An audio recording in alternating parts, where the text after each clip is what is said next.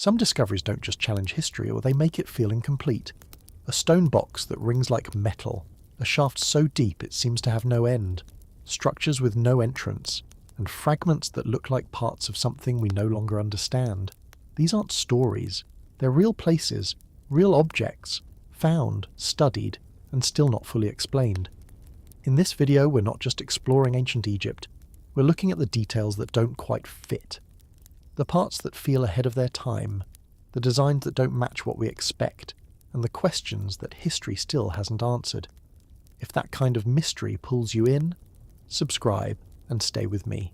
And before we begin, comment what time it is for you right now and where you're watching from. Now slow down. The gate that was meant to endure, Karnak. It begins with a surface that doesn't match what surrounds it. Stone everywhere.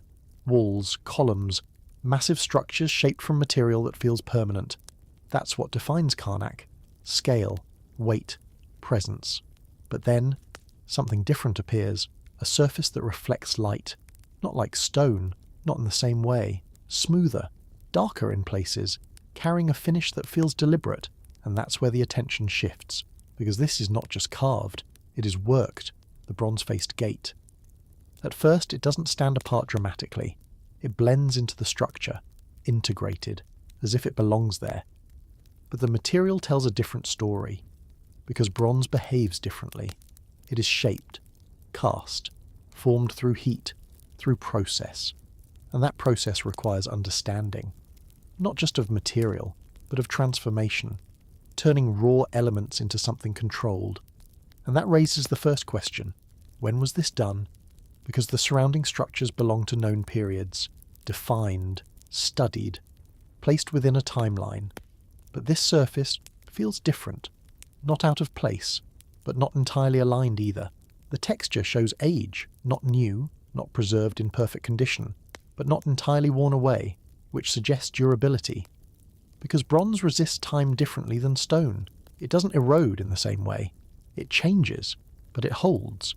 And that makes it noticeable, because even as everything around it ages, it retains something, a surface that still reflects, still responds to light, and that creates contrast between what is carved and what is formed. Looking closer, the work becomes clearer, not rough, not unfinished, but controlled.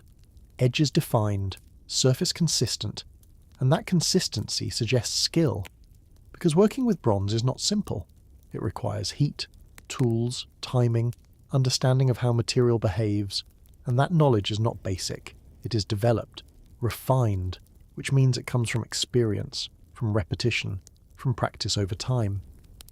And that leads to another question. Was this technique already established? Or was it still developing? Because if the surrounding structures belong to a known period, then the material should align with it. But the finish suggests something more controlled, more deliberate, and that creates a subtle difference, not obvious, but present. Some believe it represents advanced craftsmanship within its time, a refinement of known techniques, a display of capability. And that explanation fits, because large structures often include elements that demonstrate skill, not just function, but ability. But there is also another possibility, that the material was reused, taken from an earlier source, integrated into a later structure, and that would explain the difference, because reuse changes context. It places something from one time into another, and that creates overlap between periods, between methods, between understanding, even without clear records. The surface remains, holding its form, holding its material, and continuing to exist within the structure, not separate, but not identical either. And that balance is what makes it stand out, because it is both part of the whole and distinct within it. Standing before it, the scale feels grounded, not overwhelming, but present, because the significance is not in size, it is in detail, in the way the surface behaves, in how it interacts with light, in how it differs, without fully separating, and that difference is what stays. Because it suggests something about the people who made it, an understanding of materials beyond basic use, a willingness to work with transformation, not just shaping stone, but creating something new, and that creation carries meaning, even if that meaning is not fully recorded, Even if the process is not completely documented, the result remains visible, observable, present. Even now, the gate stands within the larger structure, part of Karnak, but carrying its own identity, defined not by size, but by material. And that material tells a quiet story, not of mystery beyond explanation, but of skill, of development, of understanding that existed before it was fully recorded, and that quiet, worked surface, the stairways that were worn into light, Elephantine Island. It begins at the edge of water, not open sea, not vast but constant. The Nile, moving slowly, steadily, a presence that does not rush, but never stops, and along its edge, stone steps descend, simple in form, cut into rock, leading downward, toward the water. At first they don't feel unusual, just functional, a way to reach the river, a place to step, to stand, to access what flows below. But then, something changes, not in shape, not in structure, but in surface, because the stone begins to reflect, not clearly, not like glass, but enough to catch light, enough to respond to movement, and that's when the question begins, because stone is not supposed to behave that way, not naturally, not without intervention, and yet, these steps do. The surfaces are smooth, not uniformly, but consistently, worn down, polished, not by tools alone, but by time, and that distinction matters, because this is not a finish applied, it is a surface created, through use, through repetition, through contact, feet, water, movement, over years, over centuries, over time that cannot be easily measured. Each step holds that history, not written, not recorded, but present, in the surface itself, and that surface tells a different kind of story, because it does not show what was built, it shows what was used. The edges are softer, not sharp, not newly cut, but shaped by interaction, each descent into the water, each return from it, leaving something behind, not visible individually, but accumulated, layered, until the stone changes, not in form, but in texture, and that texture becomes reflective, not perfectly, but noticeably. Light touches it differently, slides across it, instead of being absorbed, and that creates the effect. Not because the stone was designed to shine, but because it was used long enough to change, and that changes how it is understood. Because now the steps are not just construction, they are a record of movement, of presence, of repetition over time. Even now the Nile continues to move beside them, water rising, water falling, touching the lower steps, leaving behind minerals, moisture, gradual change, and that interaction adds another layer, because water also shapes stone, not quickly, but persistently, smoothing, refining, altering the surface, without removing the form, and that combination of human use and natural process creates something unique, because neither alone would produce the same result. It is the overlap, the interaction, that defines it. Standing on the steps, the surface feels different, smoother than expected, cool, responsive, and that physical difference reinforces the visual one, because it confirms that this is not just appearance, it is change, real, lasting. Some might assume deliberate polishing, tools, technique, intentional finishing. And while tools may have shaped the initial form, this level of smoothness suggests something more gradual, something extended, something that could not be done quickly. Because true polish, from use, takes time, not days, not years, but generations. And that is what makes it significant, because it connects past to present, not through structure alone, but through interaction. The steps are still there, still usable, still descending into the water, and yet they carry the imprint of those who used them long before, not visible as individuals, but present in the surface, and that presence is subtle, not dramatic, not overwhelming, just there, embedded in the stone. Even now, light continues to move across them, changing with time of day, with angle, with position, and each time it does, the surface responds, not in the same way, but consistently, because the polish remains, the reflection remains, even as everything else changes, and that creates a quiet realization. Because this is not just a structure, it is a result of time, of use, of repeated interaction between people and place. And that kind of result cannot be recreated easily, because it requires duration, it requires continuity, it requires something that extends beyond a single moment. And that is what makes these steps different. Not their shape, not their position, but what they have become, a surface that reflects, not because it was designed to, but because it was lived on, used, returned to, again and again, until the stone itself changed, and that quiet, reflective surface, holding the imprint of time itself, the hidden saltwater wells of Edfu, advanced aquifers forged in antiquity. It begins in a place where water should be simple.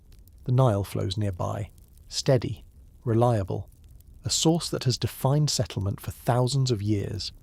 And in a place like this, water is not usually a mystery. It is expected, accessible, understood. But not all water behaves the same. Not all sources follow the same path. And that's where things begin to change. Because beneath the ground, there are other systems, hidden, unseen, moving differently, not always fresh, not always connected directly to the river. And that's where the wells come in, the wells of Edfu. At first they don't stand out, openings in the ground, stone-lined, structured, but simple in appearance, nothing that immediately suggests complexity, nothing that feels advanced at first glance, but that changes when you look closer, because the water inside them is not what you expect. Not entirely fresh, not entirely like the Nile, but different, salt water, or at least water that carries salinity. And that creates the first real question, because this is not a coastal area, not near the sea. So where does the salt come from? Because salt water does not appear randomly. It comes from interaction, from minerals, from underground movement, from layers beneath the surface that are not visible. And that means the wells are not simply collecting surface water. They are connected to something deeper, something below, an aquifer, a system of water moving through underground layers, filtered, altered, changed by the materials it passes through, and that changes how the wells are understood. Because now they are not just openings, they are access points, connections, links between surface and depth, and that requires knowledge. Because finding underground water is not simple, it cannot be seen directly, it must be understood, predicted, located, and then accessed. Which means the placement of these wells was not random, it was intentional, chosen, based on something known, even if that knowledge was not written. The construction itself reflects that. Stone lining the walls, supporting the structure, preventing collapse, allowing the well to remain open over time, and that suggests durability, not temporary use, but long-term function. Even the depth matters, because reaching an aquifer requires precision, too shallow, and there is no water, too deep, and the structure becomes unstable, so the depth must be correct, measured, understood, and that level of accuracy suggests experience, not guesswork, but repeated knowledge, refined over time.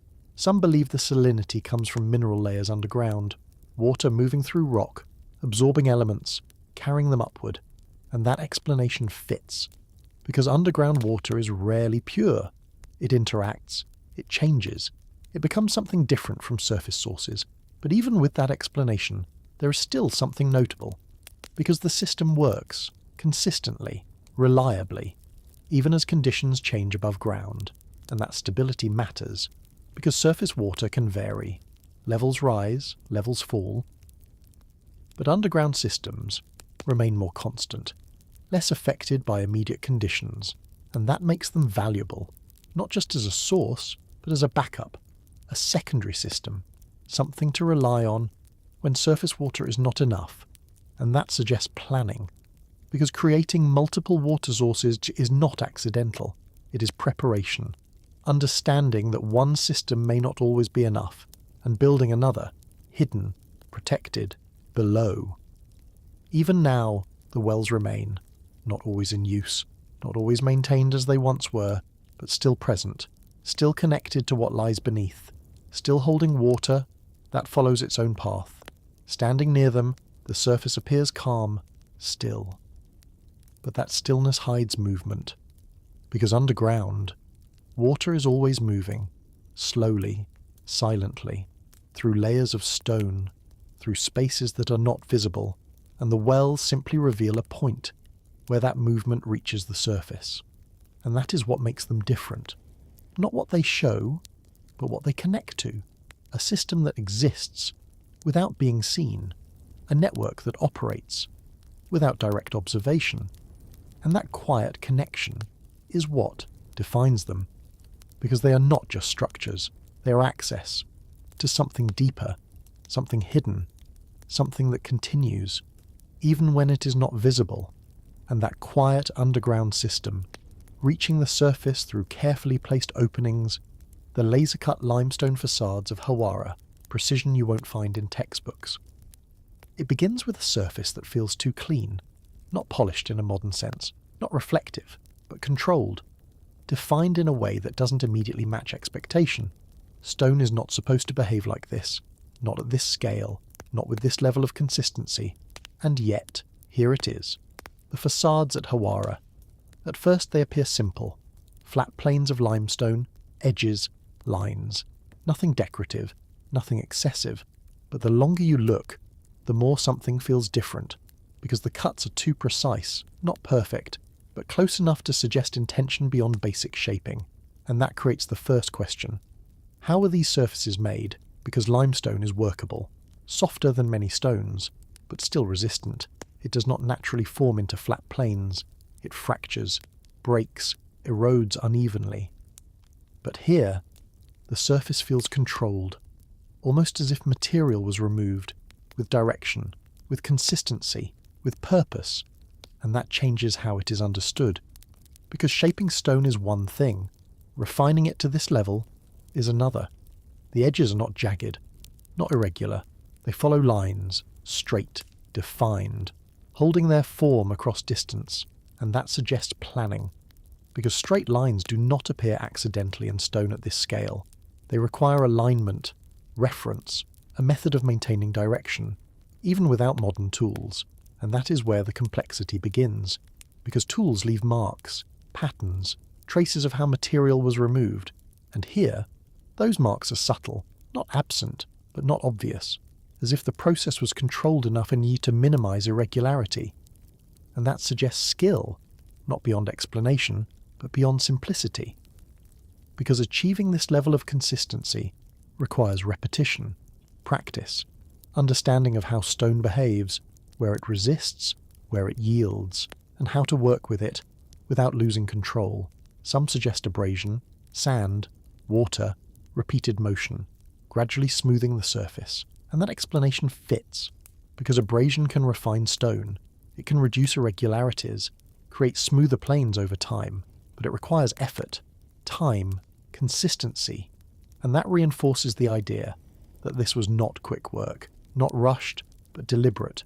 Even the angles matter, because the surfaces are not random, they align, meet at points that feel intentional, creating structure within the stone itself, not just carving, but shaping. And that distinction is important, because shaping implies design, not just removal, but creation. Standing before the facade, the scale becomes more noticeable, not overwhelming, but extended, large enough to show consistency across distance, which makes the precision more apparent, because maintaining control over a small area is one thing, maintaining it across a larger surface is another, and that requires coordination, planning, understanding of proportion. Even without written records describing the method, the result speaks clearly, not of mystery beyond explanation, but of capability, of knowledge that was applied effectively, even if not documented in detail. Over time, the surface has changed slightly, weather, exposure, subtle erosion, but the core form remains. The lines still hold, the planes still exist, and that persistence matters, because it shows that the method worked, not just temporarily, but over time. Even now, light moves across the surface in a way that reveals its structure, shadows forming along edges, highlighting the precision, not dramatically, but clearly enough to notice. And that interaction with light reinforces the design, because flat surfaces respond differently. They reflect evenly, They define shape, and that is exactly what happens here. Which brings the question back again. Not, is this possible? Because it is. But how is it achieved so consistently? Because consistency is the key. Not a single precise cut, but many, working together across the entire facade. And that is what makes it stand out. Not the material, not the location, but the execution.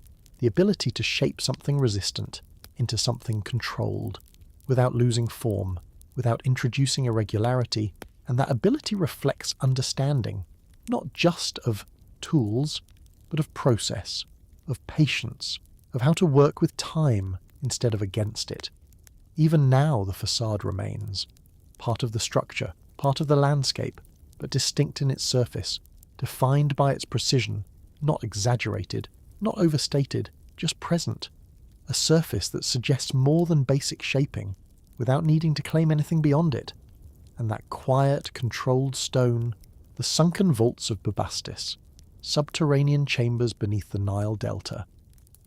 It begins where the ground doesn't fully feel stable, not visibly shifting, not collapsing, but soft, layered, formed over time by water, sediment and slow accumulation. The Nile Delta, a place where land is not entirely fixed, where what exists on the surface is built over what came before, layer after layer, and beneath those layers there are spaces, not all of them natural, not all of them visible. Some are constructed, hidden, and that's where the vaults begin, beneath Bubastis. At first, nothing suggests what lies below. The surface appears ordinary, structures, ground, open space, but beneath it there are chambers, subterranean, cut into the earth, reinforced with stone, designed to hold, not above, but below, and that changes everything. Because building downward is different.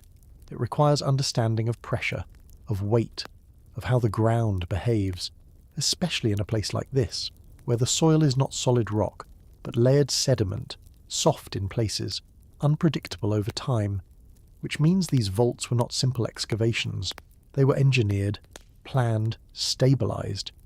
The chambers themselves are not wide, not expansive, but defined, structured, held in place by stone walls, supporting ceilings, preventing collapse, and that support matters, because without it, the space would not remain. The earth would shift, close in, erase what was created.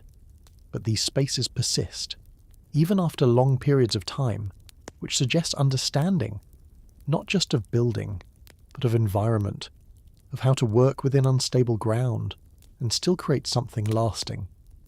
The purpose of these vaults is not entirely clear. There are possibilities: storage, protection, containment, spaces designed to hold something away from the surface, away from exposure. And that makes sense, because underground spaces offer stability, temperature control, protection from external conditions. But in a region shaped by water, there is another factor: moisture, groundwater, the presence of the Nile itself, which means these chambers exist in a delicate balance. Too deep, and they would flood. Too shallow, and they would not be protected. So the depth must be precise, measured, chosen carefully, and that precision suggests planning. Not random digging, but calculated placement. Even now, some of these spaces remain partially submerged, not fully flooded, but affected, water reaching into the chambers, changing conditions over time, and that interaction adds complexity, because water alters everything: stone, structure, stability. And yet, the vaults remain, not untouched, but present, holding their form, even as the environment changes around them. The layout of the chambers suggests organization, not one single space, but multiple, connected, separated, defined by walls and passages, and that suggests system, not isolated construction, but part of something larger, a network, even if that network is not fully visible today, because what exists now may only be a portion, what remains, what survived. Over time, the surface above has changed, structures built, structures lost, ground shifted, layers added, and all of that affects what lies below. Some chambers may be buried deeper, some may no longer be accessible, which means what we see is incomplete. always partial, and that incompleteness shapes understanding, because without full access, there is always uncertainty. Some believe these spaces were used for storage, protected areas for materials, goods, objects that needed to be kept safe.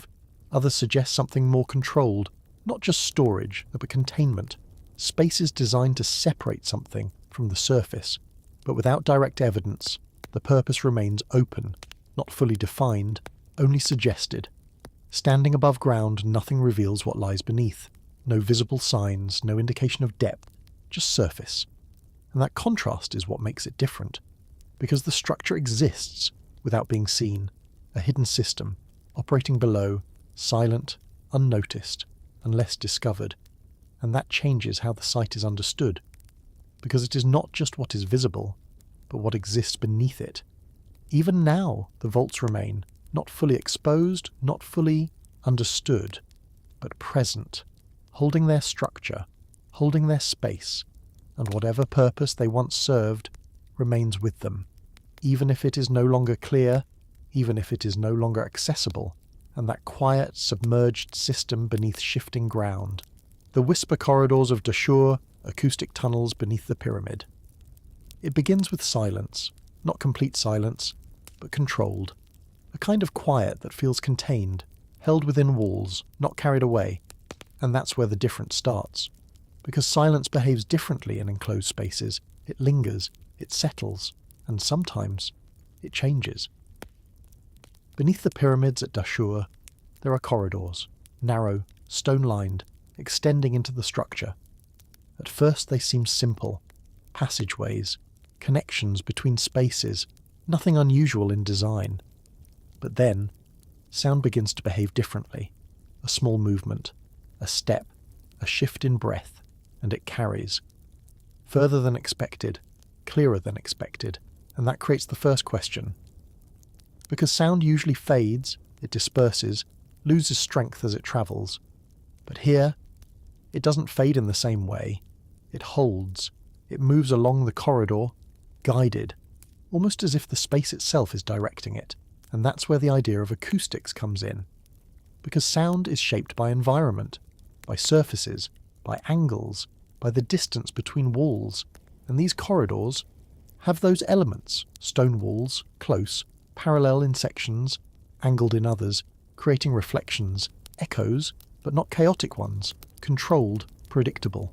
And that predictability suggests design, not necessarily for sound, but affecting it. Even a whisper travels, not loudly, not dramatically, but clearly, enough to be heard further than expected, and that changes how the space feels, because communication behaves differently here, not amplified, but extended, carried, and that creates the impression that the corridor is not just a path, but a channel, not for movement, but for sound. Still, there is no direct evidence that this was intentional, no markings, no records, no clear indication that acoustics were the purpose, only the effect remains, and that effect is subtle, not overwhelming, not engineered in a modern sense, but noticeable, enough to raise the question. Was this understood? Because even without modern measurement, sound can be experienced, observed, tested through repetition, and if something is noticed enough times, it becomes known, not formally, but practically. The corridors themselves are not uniform. They change, angles shift, spaces narrow, then widen slightly, and each variation affects sound differently, creating zones, areas where sound behaves one way and then another, and that variation adds complexity, because it is not one consistent effect, but many, depending on position, distance, direction. Standing within one section, the sound feels close, contained, but moving slightly, it carries further, becomes clearer, more defined. And that shifting experience reinforces the idea that space shapes sound, even without intention, even without design specifically for it. The materials also matter. Stone reflects sound. It does not absorb it easily, which means sound remains active, bouncing, moving, interacting with surfaces, and in narrow corridors, that interaction becomes more noticeable, more focused, more controlled. Even now, the corridors remain, unchanged in structure, still guiding movement, still shaping sound.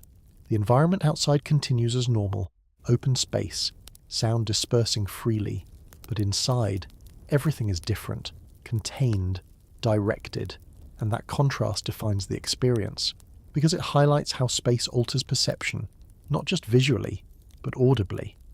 Some suggest the effect may have been incidental, a result of construction, rather than intention, and that is possible, because functional structures can create unexpected properties, without planning for them, but even if it was incidental, it still existed, still affected those who moved through the space, still shaped how sound was experienced, and that alone gives it significance, because experience matters, even without explanation, even without recorded purpose. The corridors remain, silent until they are not, holding sound, guiding it, allowing it to travel in ways that feel unusual, but not impossible, and that quiet, contained movement of sound, within stone corridors beneath the pyramid, the granite-drilled canals of Saqqara, Egypt's forgotten irrigation network. It begins with a place where water should not linger, dry ground, dust, stone, a landscape that feels resistant to flow, because Saqqara is not the river's edge, not where water naturally gathers. It is elevated, set back, a place defined more by structure than by movement, and yet there are channels, cut into the ground, defined, directed, not random, not natural, and that's where the question begins. Because channels imply flow, and flow requires water. But here, water is not visible, not constant, not present in a way that explains the structure, which means these channels were not passive. They were made, the canals of Saqqara. At first they appear simple, linear cuts running across the terrain, shallow in places, deeper in others, following paths that feel intentional, guided, not by the land, but through it. And that difference matters, because natural water follows slope, it finds the easiest path. But these channels do not always follow that logic. They maintain direction. They hold form, even when the terrain shifts slightly, and that suggests control, not just of shape, but of flow. The material also stands out. Granite, hard, resistant, not easy to cut, not easily shaped, and that changes everything. Because working granite is not simple. It requires effort, time, technique, understanding of how to remove material without breaking structure. And that raises another question. Why use granite here? Because for channels, softer materials would be easier, faster, more practical. But granite offers something else: durability, resistance, a surface that does not erode easily, a structure that holds its form, even when water moves through it. And that suggests long-term thinking, not temporary solutions, but systems designed to last. Even without water present today, the channels remain, holding their shape, maintaining their direction, and that persistence matters, because it shows that the system worked.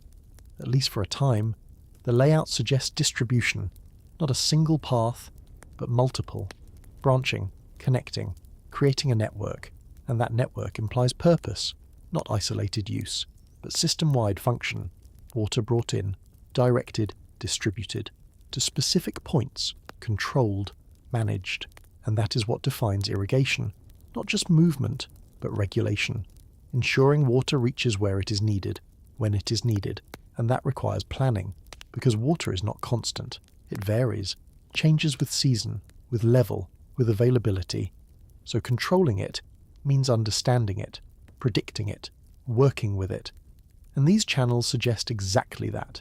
Even without direct records, the structure speaks clearly, not of randomness, but of intention. Some believe these canals were part of a larger system, connected to the Nile, not directly visible now, but once linked, allowing water to be brought in, then directed across the site, and that explanation fits. Because without connection, the channels would serve no purpose. They require source, they require flow, and that flow must be guided. The precision of the cuts also matters, because the channels are not irregular. They hold consistent width, consistent direction, which suggests measurement, not exact in a modern sense, but controlled, maintained, and that level of consistency requires coordination, not just one action, but repeated effort, over distance, over time. Standing within the site, the channels feel quiet, inactive, dry. But their form suggests movement, a path designed for something that is no longer there, and that absence creates contrast, because structure remains, even when function does not. Even now, the environment continues as it always has, dry, still, unchanged in its surface appearance, but beneath that, the system remains, silent, unfilled, yet still defined, and that is what makes it compelling, because it shows what once existed, not directly, but through what remains. A system designed to move water in a place where water is not naturally present. A network carved into resistant stone, built to endure, even when the flow it carried has long disappeared, and that quiet, structured path cut into granite with purpose. The molten basalt blocks of the Giza Plateau, traces of ancient high-tech. It begins with a surface that feels heavier than it looks, dark, dense, almost absorbing light instead of reflecting it. Basalt, a stone formed from heat, from molten material that once flowed, before cooling into solidity. And that origin matters, because basalt is not just hard, it is resistant, difficult to shape, difficult to cut, difficult to control, and yet, on the Giza Plateau, it has been worked, placed, arranged, not randomly, not loosely, but with intention. At first, the blocks don't seem unusual, just stone, part of a larger structure, integrated into the environment, but then you notice the surfaces, edges that meet cleanly, planes that feel more controlled than expected, and that's where the question begins. Because basalt does not easily allow precision. It fractures, it resists shaping, it requires effort to control, and yet these blocks show control, not perfect, but consistent, enough to suggest method, enough to suggest understanding. Some surfaces appear smoother than others, not polished in a modern sense, but refined, as if material was gradually removed until a desired shape was achieved. And that refinement is what stands out, because achieving smoothness in basalt requires persistence, not a single action, but repeated work, abrasion, impact, gradual shaping over time, and that process leaves traces, subtle, not always obvious, but present, and those traces suggest technique, not beyond explanation, but beyond simplicity. The arrangement of the blocks also matters, because they are not placed loosely, they align, fit together, create surfaces that hold, and that suggests planning, not just shaping individual stones, but positioning them within a system, each block part of something larger, each surface interacting with another, and that interaction creates stability. Because weight is distributed, pressure balanced, structure maintained, even over long periods of time. Some interpretations focus on the appearance of the surfaces, the way they seem almost softened in places, as if the stone once behaved differently, more fluid, more workable, and that idea leads to speculation about heat, about processes that could alter the material. But basalt, once solidified, does not easily return to that state. It does not melt under ordinary conditions. It requires extreme heat, conditions not present during construction, so the explanation shifts, not to melting, but to working, shaping, using methods that allow control without altering the fundamental nature of the stone, abrasion with harder materials, repeated impact with tools, gradual refinement, and that aligns with what is known, because ancient workers understood stone, not in theoretical terms, but in practical ones, through experience, through repetition, through observing how materials respond, and that knowledge accumulates, becomes skill, becomes technique, even without formal documentation. Standing near the blocks, the scale becomes more apparent, not just in size, but in density. Because basalt carries weight, not just physically, but visually. It feels solid, unyielding, and that reinforces the impression that shaping it required effort, not quick work, not simple action, but sustained process. Even now, the surfaces remain, not unchanged, but still defined, edges still visible, planes still present, despite weather, despite time, And that persistence matters, because it shows that the method used was effective, not temporary, but lasting. The contrast between basalt and surrounding materials also adds to the effect, because not all stone behaves the same. Limestone, granite, basalt, each with its own properties, its own resistance, its own response to tools, and choosing basalt means working with difficulty, not avoiding it. And that choice suggests intention, because difficulty is not selected without reason. There must be purpose, whether structural, functional, or symbolic. Even if that purpose is not fully recorded, some suggest the darker stone may have been chosen for contrast, visual difference, a way to define certain areas, and that explanation fits, because contrast creates distinction, highlights form, draws attention. But beyond appearance, the work itself remains the most significant detail, because it shows capability, not exaggerated, not beyond explanation, but developed, refined, applied effectively, even without modern tools, even without written records describing every step. The result exists, observable, present. Even now, the basalt blocks remain part of the plateau, integrated into the larger structure, holding their position, holding their form, and continuing to show what was done through what remains, not a mystery beyond understanding, but a reminder of what was possible, through knowledge, through effort, through time. And that quiet, dense stone, shaped and placed with control, the echo-sync tunnels of Maydom, where sound bounces in perfect delay.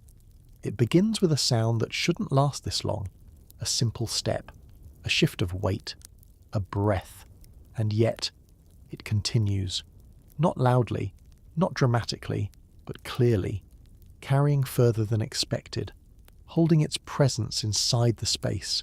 And that's where the difference begins, because sound is supposed to fade, it disperses, loses energy as it travels, especially in enclosed spaces. But here, it behaves differently, inside the tunnels of Maydom. At first, the corridors feel familiar, stone walls, narrow passages, angles that guide movement, nothing unusual in structure alone. But the moment sound enters, everything changes. A whisper travels, not loudly, not amplified, but extended. It moves along the walls, reflects, returns, with a delay that feels consistent, predictable, almost measured. And that creates the first question. Because echoes are common, they happen everywhere, but they are rarely controlled.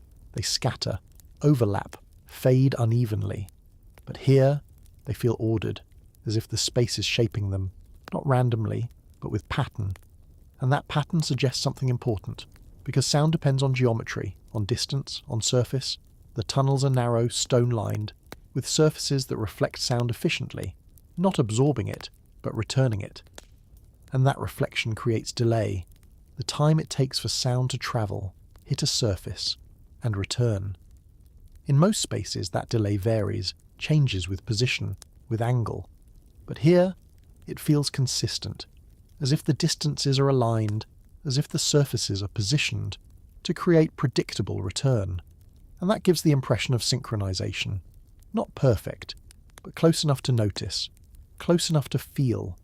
Standing within the corridor, the effect becomes clearer. A single sound produces multiple responses, not chaotic, not overlapping randomly, but spaced, separated. Each reflection arriving slightly after the last, and that spacing is what stands out, because it feels intentional, even if it is not. The materials play a role. Stone reflects sound strongly, especially when surfaces are relatively smooth, which means the sound retains energy, travels further, maintains clarity, and in confined spaces, that effect increases. But the geometry matters just as much. Straight passages, consistent width, angles that guide movement, all contributing to how sound behaves. Even small changes in dimension can alter the effect, shortening delay, increasing overlap. But here, the structure maintains consistency, enough to create the impression of control. Some believe the effect is incidental, a result of construction, not intention, and that is likely, because building for structure can produce acoustic properties without planning for them. But even if it is incidental, it still exists. still shapes experience, still changes how the space feels, and that gives it significance. Because perception matters, even without purpose, even without explanation. The tunnels are not large, not expansive, but contained, focused, and that containment amplifies the effect, because sound has fewer directions to escape, fewer surfaces to dissipate into, so it remains active, longer, more noticeable. Even now the effect continues, unchanged, because the structure has not changed. The walls remain, the distances remain, the geometry holds, and as long as those elements remain, so does the sound. The outside world behaves differently. Open space, sound dispersing quickly, fading almost immediately, but inside, everything is contained, directed, shaped, and that contrast defines the experience, because it shows how space controls perception, not just visually, but audibly. A place where sound does not behave as expected, not because it breaks the rules, but because it follows them precisely, so precisely that the result feels unusual, even though it is not. And that is what makes it compelling, because it reveals something subtle. That structure alone can change experience completely, without adding anything, without altering material, simply by shaping space. Even now, the tunnels remain, silent until sound enters. And when it does, the pattern returns, the delay, the reflection, the quiet, repetition of sound, moving through stone corridors in a way that feels almost controlled, but is simply the result of form, and that quiet, repeating echo, the box that rings like metal, a sound that shouldn't exist. It begins with something that shouldn't make a sound. A box. Stone. Heavy. Solid. The kind of material that absorbs impact, not responds to it. Granite. Dense. Compact. Formed under pressure, over time, and that density matters, because dense materials don't resonate easily. They don't vibrate freely, they don't ring. At least, not in the way metal does. And yet, this one does, not loudly, not dramatically, but clearly, a tone, a response, a sound that lingers longer than expected. And that's where the question begins, because stone is supposed to be silent, or close to it. A dull thud, a short response, nothing more. But here, the sound carries, not far, but enough. Enough to notice, enough to feel different. The box itself is simple in form, rectangular, carved from granite, smooth surfaces, defined edges, nothing decorative, nothing unnecessary. Just shape, just material. And that simplicity makes the effect more noticeable, because there is nothing else to focus on. Only the sound, only the response, only the question, how does it happen? The answer begins with structure, not just what the box is made of, but how it is shaped, because resonance depends on form, on how energy moves through a material, on how it reflects internally. Granite is dense, but it is also rigid, and rigidity allows vibration, under the right conditions. Not freely, not easily, but enough. If the shape supports it, if the surfaces are aligned, if the energy is directed, and that's where the precision comes in, because the box is not rough, not irregular. Its surfaces are flat, its angles controlled, and that allows vibration to travel, to reflect inside the structure, instead of being lost immediately. When the surface is struck, even lightly, energy enters the material, moves through it, reflects between surfaces, and in this case, returns, not as silence, but as tone, short, subtle, but present. And that presence is what feels unusual, because it contradicts expectation. Not completely, but enough. Standing near it, the sound becomes more noticeable, not because it is loud, but because it is clear, distinct from the environment, separate from ambient noise, a contained response. And that containment is important, because it suggests the sound is not spreading outward. It is held within the structure, then released, briefly, before fading. Some assume the stone must be different, unusual in composition, but granite is consistent. It behaves predictably, which means the difference is not in the material alone, it is in the execution, the shaping, the alignment, the thickness of the walls, all contributing to how vibration moves. Even small variations can change the result. A slight difference in thickness can alter frequency. A slight shift in angle can affect reflection. And that means the result is sensitive, not random, but dependent on precision. And that precision is what stands out.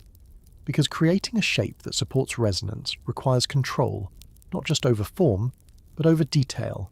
Even without modern measurement, such control can be achieved through repetition, through adjustment, through experience, testing, observing, refining, until the desired result is reached, not perfectly, but consistently. And that consistency is what matters, because it shows intention, not necessarily to create sound, but to create form, and the sound is a result of that form. Even now, the box remains, unchanged, still holding its shape, still responding when struck, still producing that brief tone, a reminder of how structure affects behaviour, not just visually, but physically. The surrounding space remains quiet, stone, still air, no movement, and within that stillness, the sound stands out, because it is temporary, but distinct, a momentary shift in an otherwise silent environment, and that contrast is what makes it noticeable, because silence defines sound, and in a place like this, even a small sound becomes significant. The box does not move, it does not change, it simply responds to contact, to energy, to interaction, and that response is what remains. Not a mystery beyond explanation, but a reminder that even solid stone can carry sound under the right conditions, and that quiet, unexpected tone, rising briefly from something that should remain silent. The vault of missing pieces, fragments of a machine that's gone. It begins with something incomplete, not broken in a dramatic way, not shattered, not destroyed entirely, but missing. Sections that should be there, but aren't. A space that suggests structure, but doesn't fully reveal it. And that's where the difference begins, because absence is harder to understand than presence. What is visible can be studied, measured, defined, but what is missing has to be imagined, reconstructed, and that reconstruction is never certain. The chamber itself feels contained. Stone walls, low light, a space that holds fragments, not arranged neatly, not displayed, just present.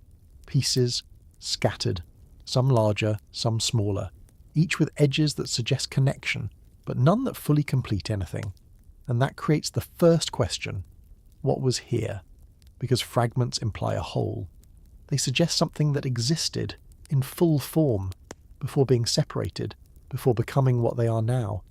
The surfaces of the pieces are worked, not natural, not raw, but shaped, cut, refined, and that indicates intention. Because shaping material requires effort, time, understanding of tools, and that means these pieces were part of something made, not accidental, not incidental, but constructed. Some fragments show alignment, edges that could meet, surfaces that appear to correspond. But without the missing sections, they cannot be confirmed. They suggest connection, but do not complete it. And that is what defines the space, not what is there, but what is not. The chamber does not provide answers. No inscriptions explaining purpose, no markings that clearly define the original structure. Only fragments and interpretation. Some believe these pieces were part of a larger system, not necessarily mechanical in a modern sense, but functional. Components that work together, forming something more complex than a single object. And that idea comes from the shapes, the precision, the way certain pieces seem designed to fit with others, but without the complete structure, well, that remains a possibility, not a conclusion. Others suggest they may have been architectural, elements of a larger construction, broken, reused, moved into this chamber over time, and that explanation fits as well, because reuse was common, materials repurposed, structures altered, pieces relocated, and in that process, original context is lost, which means what we see now may not reflect what once was.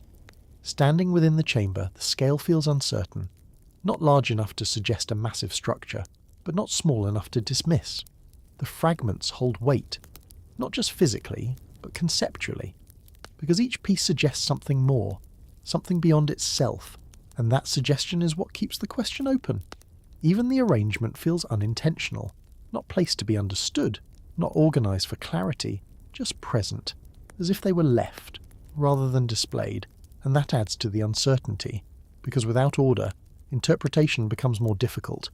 There is no clear starting point, no obvious sequence, just fragments, each holding part of something, but not enough to define it. Over time, surfaces have changed, edges softened, details worn, small features lost, and that erosion removes information, not completely, but enough. Enough to make reconstruction harder. Because detail matters, small variations can define function, alignment, purpose, and without them, certainty fades. Even now, the chamber remains, holding what is left, not complete, not fully understood, but present. And that presence matters, because it shows that something existed, something shaped, something built, even if it is no longer whole. The idea of a machine comes from pattern, from the way pieces suggest interaction, not movement in a mechanical sense, as connection, parts working together, supporting each other, creating a system. But again, without the missing sections, that system cannot be confirmed, only imagined, and that is where the uncertainty remains, because imagination fills gaps, but it does not replace evidence. The fragments remain silent, not revealing their origin, not confirming their purpose, only existing, as pieces of something that no longer exists, in full. Even now they hold their shape, their weight, their presence, and whatever they once formed is no longer visible. Not entirely, not enough to define, and that is what makes the chamber different, not what it contains, but what it lacks, because absence creates questions that presence cannot answer, and those questions remain, unresolved, unfinished, like the fragments themselves, and that quiet collection of incomplete pieces, the pyramid with no entrance, a structure that cannot be entered. It begins with something that should be obvious, an entrance, a way in, a point of access, because structures are built to be used, to be entered, to be experienced from within, especially something like a pyramid, which always contains space, chambers, passages, a path inward. But here, there is nothing. No visible opening, no clear entry point, just structure, solid, closed, and that is where the difference begins. This is the pyramid at Abu Rawash. From a distance, it doesn't appear complete, not in the way other pyramids do.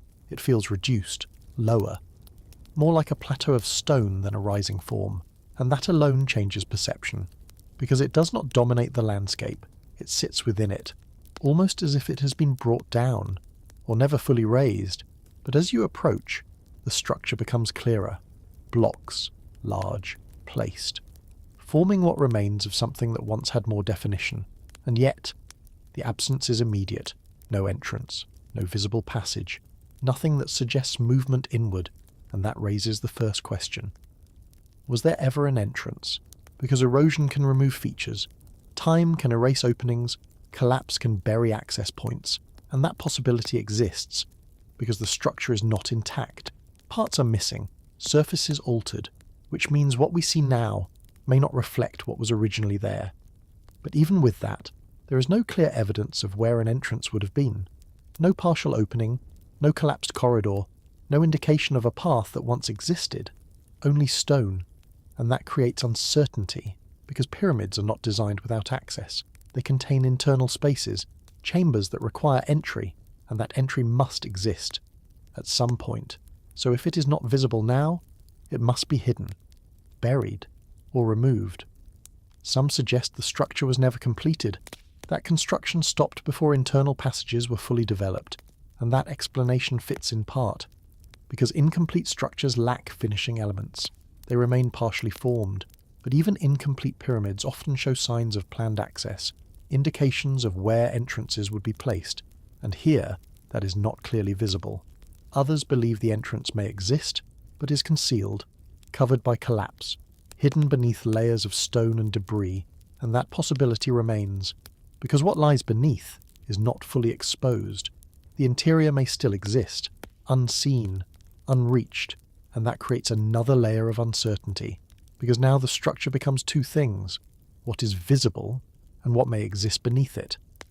And those are not always the same. Standing near it, the scale feels different from other pyramids, not towering, not sharply defined, but spread, flattened, as if the structure has shifted over time, or never fully reached its intended form, and that affects how it is understood, because without height, without clear edges, without entry, it feels less like a structure to be entered, and more like something to be observed, something that exists, but does not invite interaction. The materials remain consistent. Stone blocks, large, heavy, placed with intention, even if the full structure is not visible, which means construction did occur. Effort was made, planning was involved, even if the final form is uncertain. Over time, the structure has changed, not dramatically in a single moment, but gradually. Erosion, collapse, removal of material, all contributing to what is seen now, and that process removes information, not entirely, but enough. Enough to make interpretation more difficult, because without complete structure, there is always something missing. Some believe the pyramid was dismantled, stone taken for other uses, leaving behind what remains, and that explanation is practical, because materials are valuable, reusable, and often relocated. But even if that is the case, the absence of a clear entrance remains, because removal does not always erase everything. It leaves traces, and here, those traces are limited, which keeps the question open. Even now, the structure remains, not fully understood, not fully accessible, just present, holding its form, even if that form is incomplete, and that incompleteness is what defines it.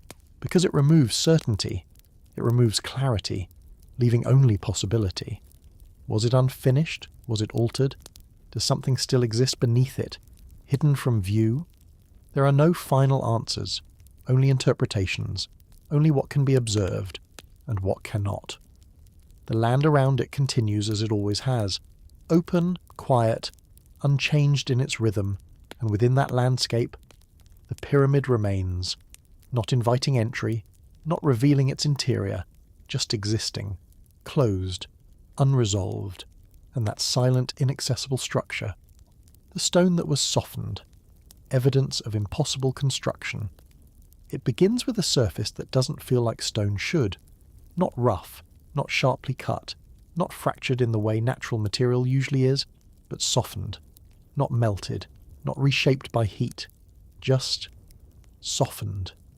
Edges that don't feel abrupt, corners that don't break sharply, surfaces that seem to flow into one another, and that's where the difference begins, because stone is supposed to resist, to hold form, to break before it bends, especially materials like limestone or granite.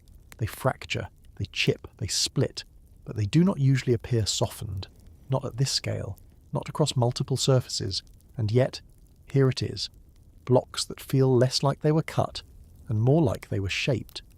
And that creates the first question. How does stone reach this kind of finish? Because shaping stone is not unusual.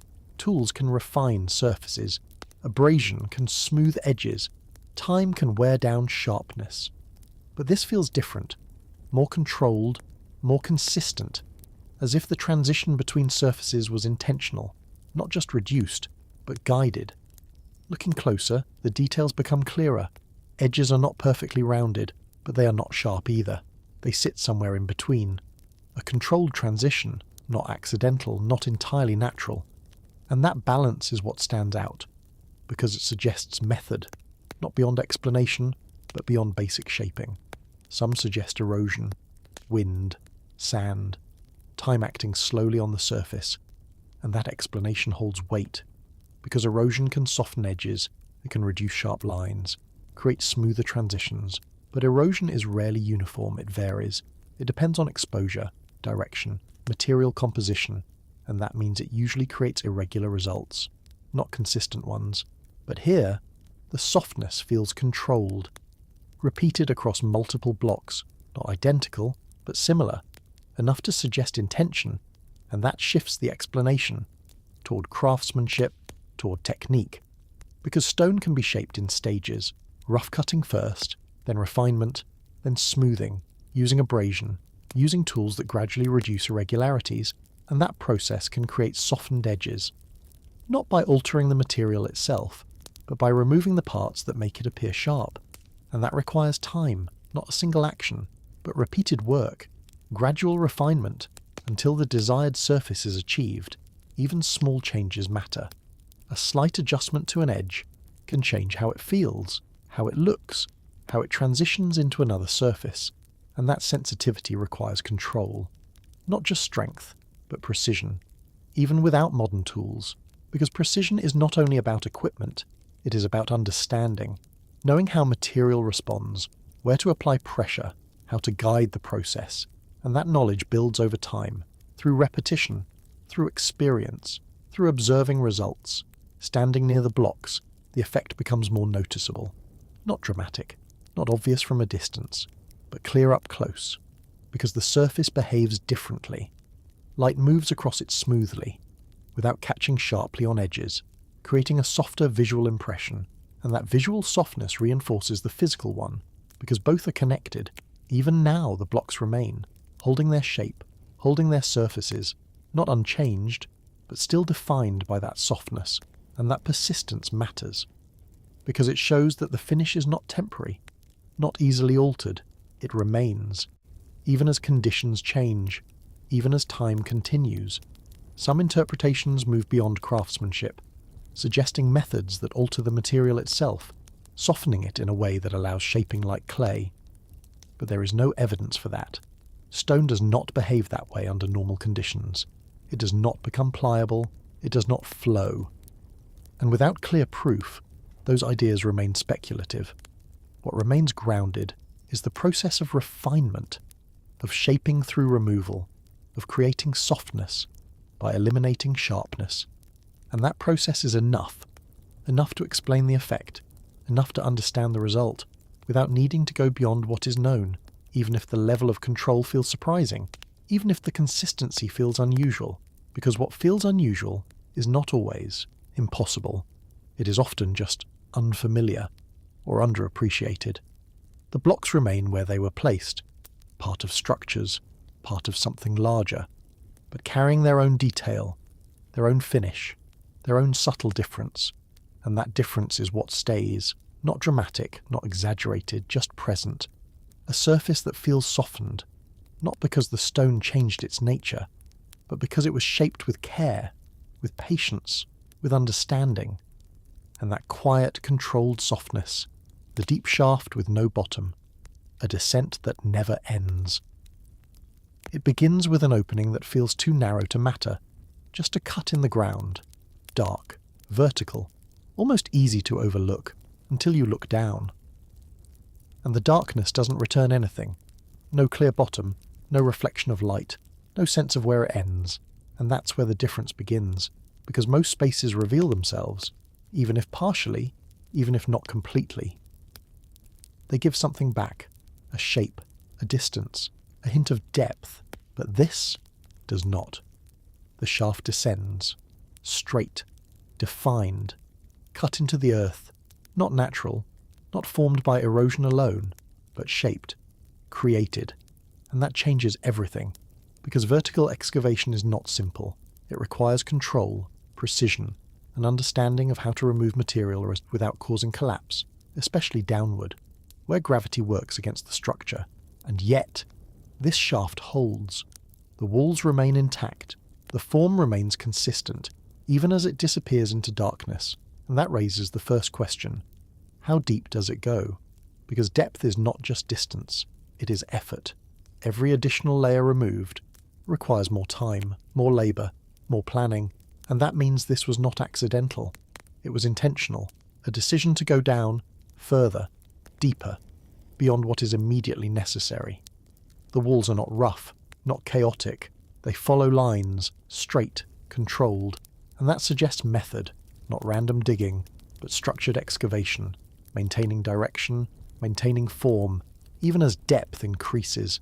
Some believe it was a well, a search for water, and that explanation fits, because wells require depth. They follow underground sources, reaching toward aquifers, but wells usually show signs of use, access points, mechanisms for drawing water, and here, those signs are not always clear. Others suggest burial, a vertical chamber, a descent into something below, And that also fits, because vertical shafts are used for access to spaces that are hidden, protected, separated from the surface.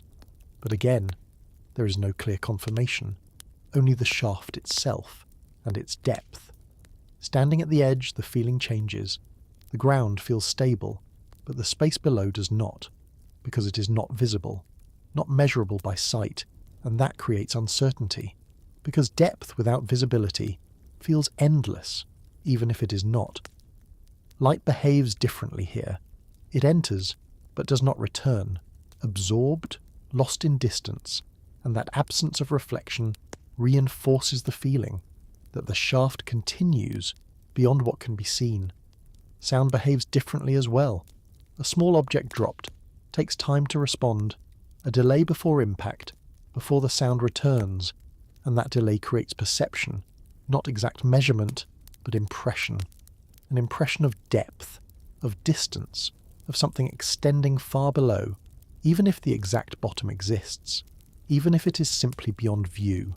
The structure itself suggests durability, because collapse has not occurred, not significantly, which means the excavation was stable, balanced, supported by the material itself, or by technique, because cutting into the earth requires understanding of pressure, of how weight distributes, of how to prevent failure, and that knowledge is evident here, even without explanation, even without records. The shaft remains, unchanged in its form, still descending, still holding its shape, and that persistence matters, because it shows that the method worked, not temporarily, but over time.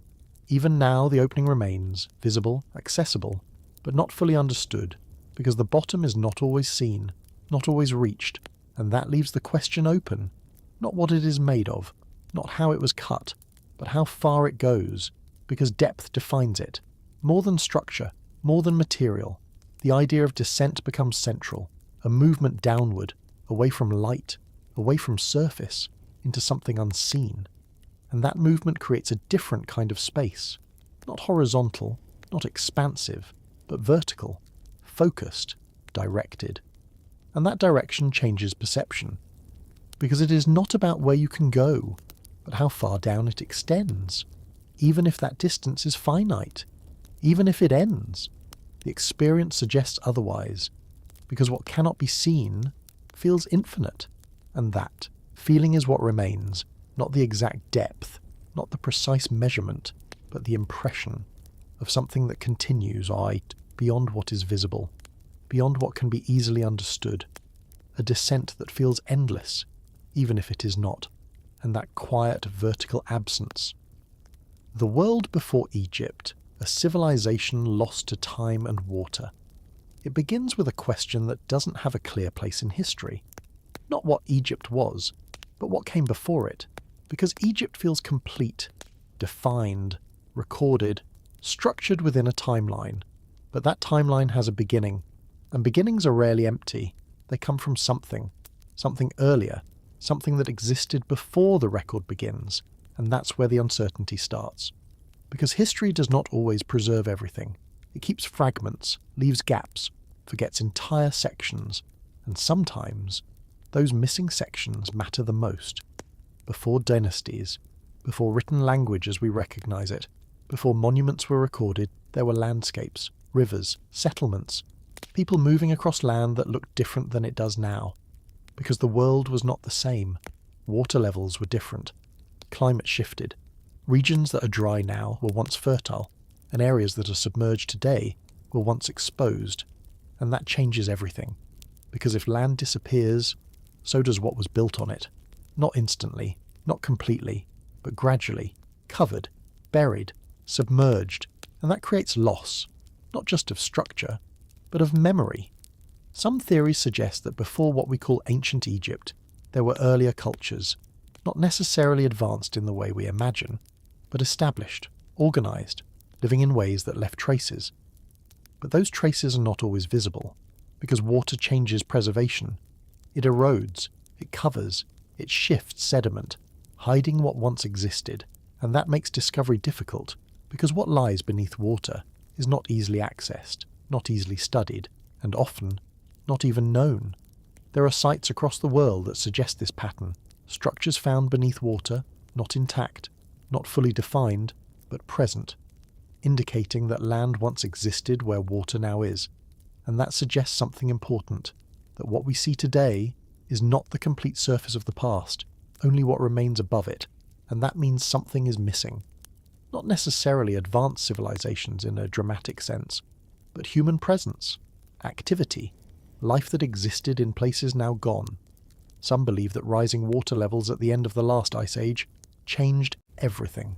Melting ice, expanding seas, gradually covering coastal regions, and with them, settlements, paths, structures, and that process was not immediate. It happened over time, but over generations. It would have been noticeable. Land slowly disappearing, shorelines shifting, water moving inward, and that movement leaves little behind, because it replaces land with water, and water does not preserve everything. It changes it, breaks it down, covers it in layers, and over time, what remains becomes harder to identify. Even now, there are places beneath the sea where shapes suggest structure, not clearly, not fully, but enough to raise questions, lines that do not feel natural, patterns that suggest placement, but without full visibility, they remain uncertain. Because underwater archaeology is limited, access is difficult, visibility is reduced, and interpretation becomes more complex, but the possibility remains that what we call the beginning is not truly the beginning. Only the earliest part we can still see, and that idea shifts perspective, because it means history is not complete, it is partial, defined by what survived, not by everything that existed. Standing in Egypt today, the structures feel ancient, massive, enduring, as if they mark the start of something. But they may also mark a continuation, a point where something earlier reached a new form, because knowledge does not always appear suddenly. It develops, builds, carries forward. And if something existed before, even in simpler form, it may have contributed, even if that contribution is no longer visible, even if it has been lost. And that is where the idea of a world before becomes important. Not as a confirmed civilization, not as something fully defined, but as a possibility, a space in time where something existed that we no longer fully see.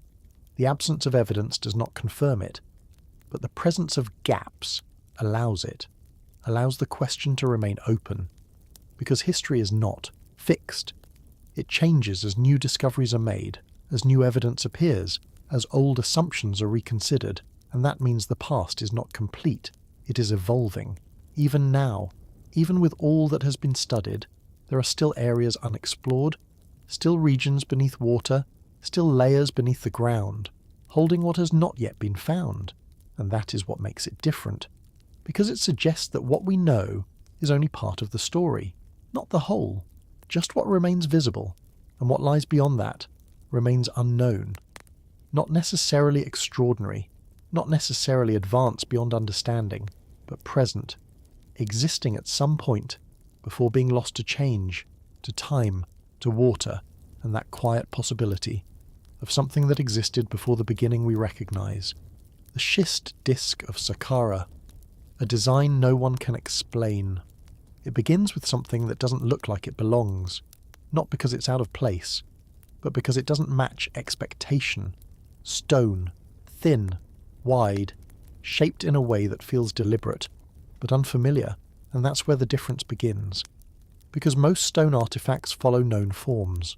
Tools, containers, decorative objects, things that fit into categories, things that can be explained by function. But this doesn't fit easily. The schist disk. At first glance it appears simple, circular, flat, with a central opening. But then the details become clearer. 3 curved sections, extending outward, balanced, symmetrical, not random, not uneven. And that symmetry raises the first question, because symmetry suggests design, planning, intent, and that means it was made with purpose. But what purpose? Because the form does not align clearly with known objects. It is not a bowl, not a tool, not something that fits into common categories, and that creates uncertainty. The material itself matters. schist, a type of stone that can be shaped, but is fragile. Not as strong as granite, not as forgiving under stress. It can fracture, break, especially when made thin, and this disc is thin, delicate in places, which raises another question. Why use this material for this shape? Because the design seems to require strength, balance, precision, but the material does not fully support that, at least not easily, and that contrast is what stands out, because it suggests either careful handling or a purpose that did not require durability. Looking closer, the edges are refined, not rough, not unfinished.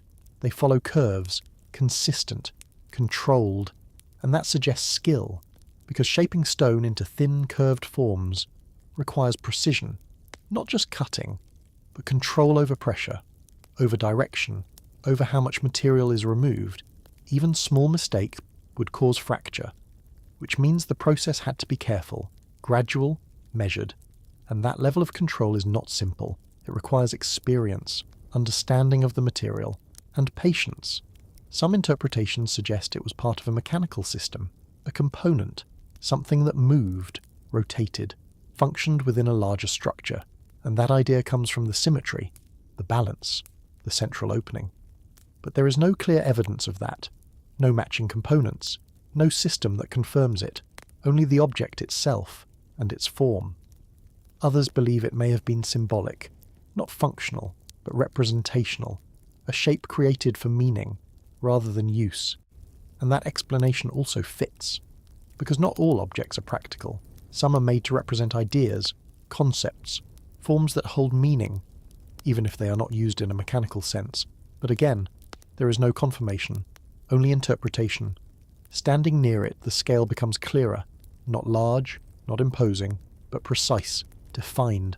And that precision is what draws attention, because it suggests intention beyond decoration, beyond simple shaping.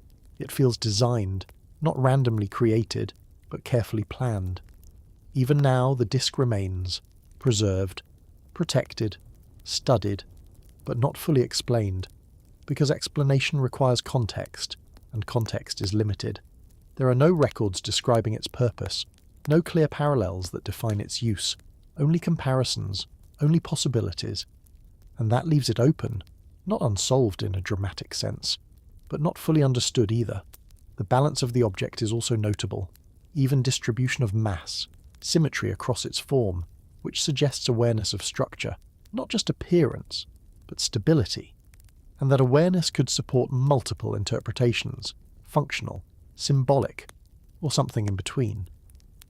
Because objects are not always one thing, they can serve more than one purpose, even if that purpose is no longer clear, even if it has been lost. Over time, the disc has remained intact, despite its fragility, despite its thinness, and that persistence adds to its significance, because it shows that the craftsmanship was effective, not just in creation, but in preservation.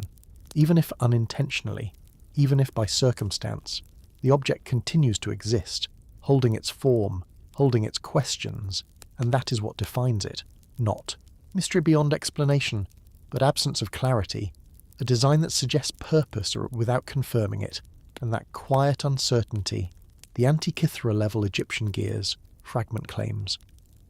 It begins with a shape that feels familiar, not because it is common, but because it resembles something we recognize, a circle, edges that suggest teeth, a form that looks like it could move, interact, engage with something else, and that's where the comparison begins. Because when we see patterns like this, we think of mechanisms, systems, parts that work together, and that idea leads to a larger question. Could something like that have existed here, in a context where we don't expect it? Because Egypt is known for stone, for structure, for monuments that stand still, not for moving systems in the way we imagine them today. But then, fragments appear, not complete, not fully defined, but suggestive, pieces of stone, with shapes that resemble something more, and that resemblance creates interpretation, because the mind looks for patterns, for familiar forms, and when it finds them, it tries to connect them to known ideas. In this case, gears, mechanisms, systems of movement.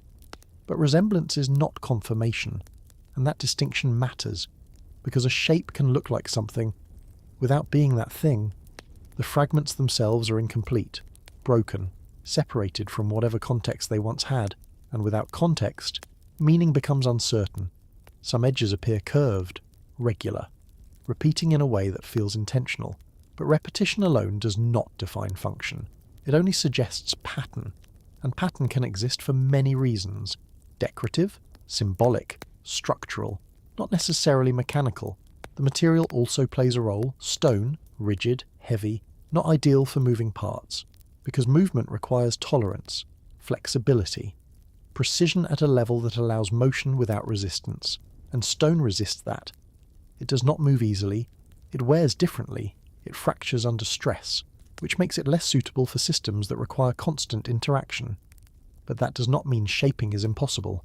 Stone can be carved, refined, given form, even complex form, through effort, through technique, through time, and that is what these fragments show. Not necessarily function, but capability, the ability to create shapes that appear complex, even if their purpose is not fully understood. Some interpretations draw comparisons to known mechanisms, devices made of metal, precision-engineered systems, where gears interact, transfer motion, create predictable outcomes, and that comparison creates intrigue, because it suggests a level of development that is not commonly associated with this context. But comparison alone is not evidence, because materials differ, context differs, purpose differs, and without direct connection, the idea remains speculative. Others suggest these shapes may be symbolic, representations of cycles, patterns, natural forms translated into geometry, and that explanation fits as well, because circular patterns are common, in art, in design, in representation, not always functional, but meaningful. And meaning does not require movement, only form. Standing near the fragments, the scale feels uncertain, not large enough to suggest massive systems, but not small enough to dismiss. They exist in between, suggestive, incomplete. And that incompleteness is what defines them, because without full structure, interpretation expands, becomes flexible, open, and that openness allows multiple possibilities, not one answer, but many. Even now the fragments remain, studied, examined, compared, but not fully resolved, because resolution requires connection, a larger structure, a system that confirms function, and without that, the fragments remain isolated, separate from certainty, connected only by suggestion. The idea of gears persists because it is familiar, because it fits a known concept. But familiarity does not define reality, only evidence does, and here, evidence is limited, which keeps the idea open, not confirmed, not dismissed entirely, but held in possibility, and that is where it remains, between recognition and uncertainty, between form and function, between what it looks like and what it actually is, even if the true purpose is simple, even if it is not mechanical at all. The impression remains, because once a shape suggests something familiar, it is difficult to unsee it, and that is what gives these fragments their presence. Not what they are proven to be, but what they appear to be, a suggestion of something more complex or without confirming it, and that quiet suggestion,